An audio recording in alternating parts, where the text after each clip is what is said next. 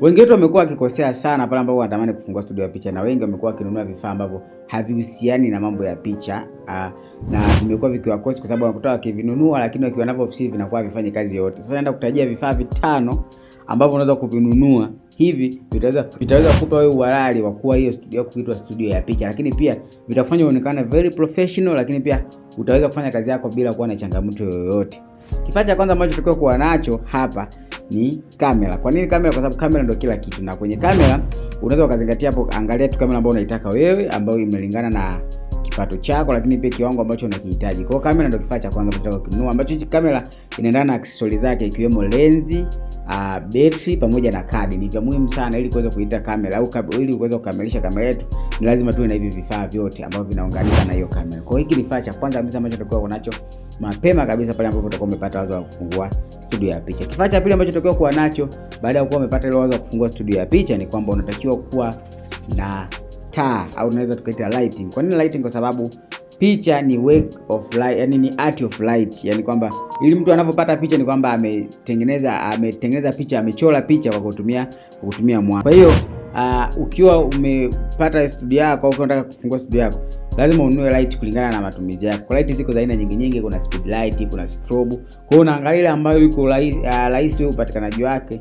kulingana na gharama ambazo utakuwa nazo au budget ambayo utakuwa umeiweka mezani. Kwa hiyo hicho ndio kitu cha pili. Kitu cha tatu ambacho unatakiwa kuwa nacho ni kwamba unatakiwa kuwa na laptop, na kwenye laptop au kompyuta. Hapa kwenye laptop kuna vitu vyake pia ambavyo vya kuvizingatia, kwa sababu sio laptop yote inaweza kuedit picha, au ambayo sio laptop yote inaweza kuhusika kwenye production. Lakini kuna vitu vichache ambavyo naweza nikakudokezea hapa ambavyo unaweza kuvizingatia wakati unaandaa hiyo laptop yako. Ni kwamba unaweza ukazingatia, cha kwanza unaweza kuzingatia RAM kwenye laptop yako, kwamba RAM inabidi ianze GB 8 na kuendelea. Hii ndio laptop ya editing ambayo inatakiwa kuwepo. Lakini pia unaweza ukazingatia storage, kwa sababu mafaili mengi sana ambayo yanapatikana kwenye production labda picha huaga yanachukua nafasi kubwa. Kwa hiyo storage laptop ikiwa na storage ambayo ni ndogo inakubana kidogo kwa kimatumizi, lakini pia inakupa changamoto wewe kwenye ufanyaji wa kazi. Hicho kitu cha pili. Lakini kingine ambacho tokeo zingatie ni generation ya computer, kwa sababu computer ziko vizazi tofauti tofauti. Kwa hiyo zingatia ipo generation ya ngapi, nikiwa namaanisha ipo kizazi cha ngapi. Kwenye kuanzia laptop nyingi au ambazo ziko vizuri kuanzia generation ya 7 kwenda juu, hizo nyingi sana hazina matatizo, unatia application vizuri, lakini pia update zinapokea vizuri bila kuwa na changamoto yoyote. Kwa hiyo hivyo ndio ambavyo unatakiwa kuzingatia kwenye hiyo laptop yako, ambayo ndio kitu cha tatu ambacho unatakiwa kumiliki. Sasa unaweza ukasubscribe hapo chini ili kuweza kuwa kwanza kupata video nyingi sana ambazo zitakuwa zikitolewa na ambazo tayari nimeshazitoa. Tuendelee.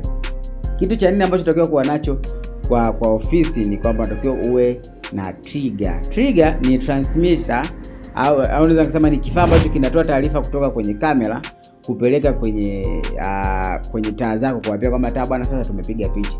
Kwa hiyo ziwake. Kwa hiyo unatakiwa ununue trigger kulingana na aina ya taa ambayo utakuwa umenunua. Kwa hiyo utakapoenda kununua taa, kisha unauliza kupitia hii taa ambayo niko nayo naweza nikapata trigger gani ambayo inaweza ikafaa kupitia na hizi taa kulingana na budget ambayo utakuwa nacho. Kwa hiyo ndio kitu cha 4 ambacho utakiwa kuwa nacho. Na kitu cha 5 ambacho unaweza kuwa nacho, ambacho naweza kusema ni cha mwisho, unatakiwa kununua background, kwa sababu kama umefungua studio maana yake utakuwa unapiga na picha za ndani pia. Sasa huwezi kupiga picha za ndani bila kutengeneza background. Kwa hiyo unaweza ukatengeneza background labda wallpaper fulani, au ukanunua background special za picha ambazo zinaitwa paper background, au ukanunua vitambaa vya kawaida ambavyo unaweza kuvitumia kama background kwa ajili ya kazi zako. Kwa hivyo ndio vitu vya msingi 5 vya kwanza kabisa vya kununua, kwa sababu hivi ukiwa navyo tayari ofisi yako imekamilika, na hapo unaweza kufanya kazi popote pale hapo utakuwa umepata target au umepatamilia. Hivyo ndio vifaa muhimu.